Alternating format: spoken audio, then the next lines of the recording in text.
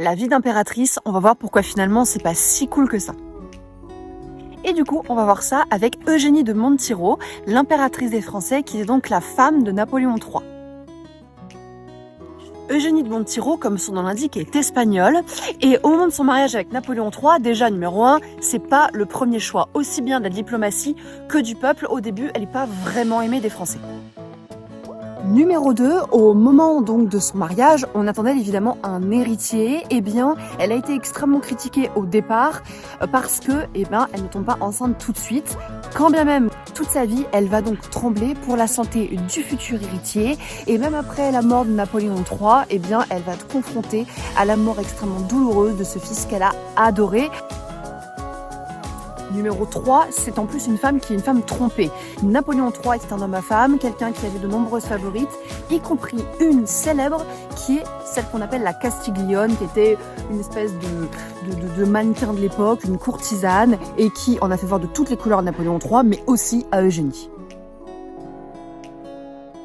Numéro 4, elle doit se plier au rythme incessant de ce qu'on appelle les séries de Compiègne. Les séries de Compiègne, c'est à l'époque les réceptions organisées par l'empereur et l'impératrice à Compiègne, donc justement. Et il se trouve qu'il y a un rythme incessant de fêtes, de réceptions, de chasse, et Eugénie change 4-5 fois de tenue par jour, est entourée d'un nombre infini de nobles et de personnalités en tout genre, et elle doit tenir son rang. Enfin, dernière chose, elle sera confrontée à la double mort, de son mari Napoléon III, puisque en 1870, suite à la bataille de Sedan, Napoléon III est renversé, il doit fuir et partir en exil. Elle part avec lui et elle va le perdre dans les mois qui ont suivi, dans les années qui ont suivi cet exil. Enfin, elle sera confrontée aussi à la mort de son fils. Enfin, elle sera confrontée à la mort de son fils chéri et adoré, qui sera mort lors de la guerre des Bourgs, donc tué par les Zoulous. Et toute seule, elle va vivre jusqu'à 96 ans, quand même. Et au début du siècle, elle revient au château de Compiègne en tant que visiteuse.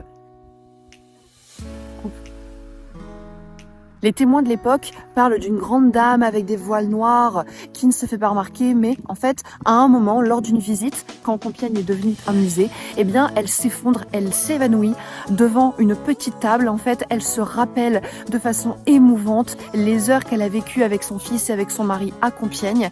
Et en fait, elle s'évanouit devant une petite table, un petit guéridon, où elle reconnaît une inscription faite par son fils à l'époque quand il était petit. Les dessous du tournage, c'est le masque et le bonnet parce qu'il fait trop froid.